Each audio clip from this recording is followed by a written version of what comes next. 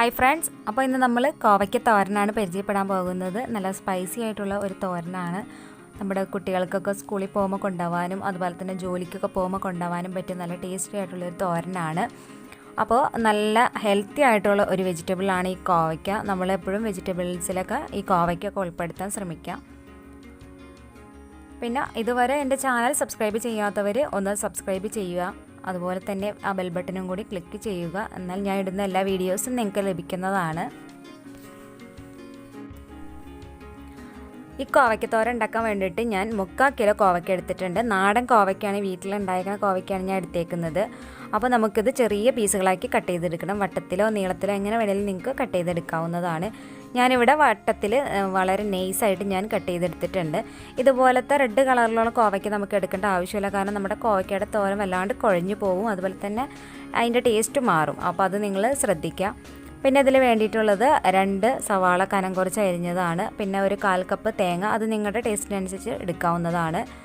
പിന്നെ മഞ്ഞൾപ്പൊടി, ആവശ്യത്തിന് ഉപ്പ്, പച്ചമുളക്. നമ്മളിവിടെ എരിവിന് മുളക് പൊടിയൊന്നും ചേർക്കുന്നില്ല, പച്ചമുളക് തന്നെയാണ് ചേർക്കുന്നത്. അപ്പോൾ നിങ്ങളുടെ എരിവിനനുസരിച്ചിട്ട് നിങ്ങൾ എടുക്കുക കേട്ടോ.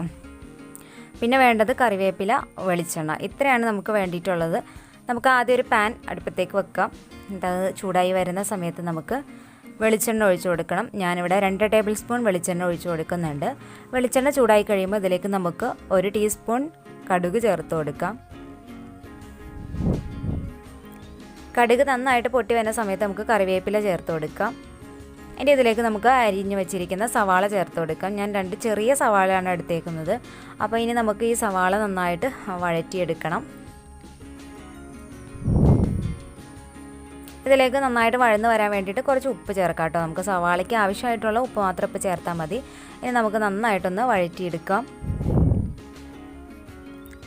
ഇനി ഇതിലേക്ക് നമുക്ക് പച്ചമുളക് കൂടി ചേർത്ത് കൊടുക്കാം.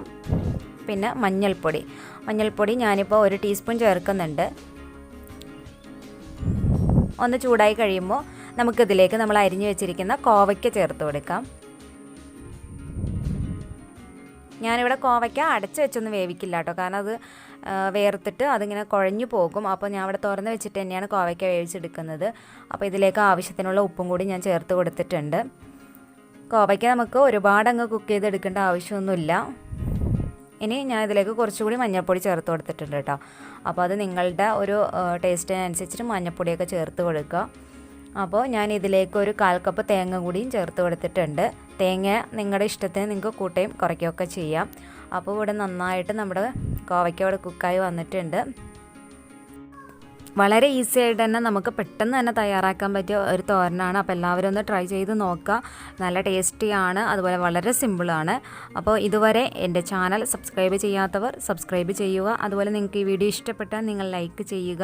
നിങ്ങൾക്ക് ഇഷ്ടപ്പെട്ടില്ലെങ്കിൽ നിങ്ങൾ ഡിസ്ലൈക്ക് ചെയ്യുക. അതുപോലെ തന്നെ നിങ്ങളുടെ കാരണങ്ങളൊക്കെ നിങ്ങൾ കമൻറ്റ് ബോക്സിൽ എഴുതുക. അപ്പോൾ ഇനി ഇതുപോലുള്ള നാടൻ വിഭവങ്ങളുമായി വീണ്ടും കാണുന്നതാണ്. അപ്പോൾ അതുവരെ ഓക്കെ, ബൈ, താങ്ക് യു.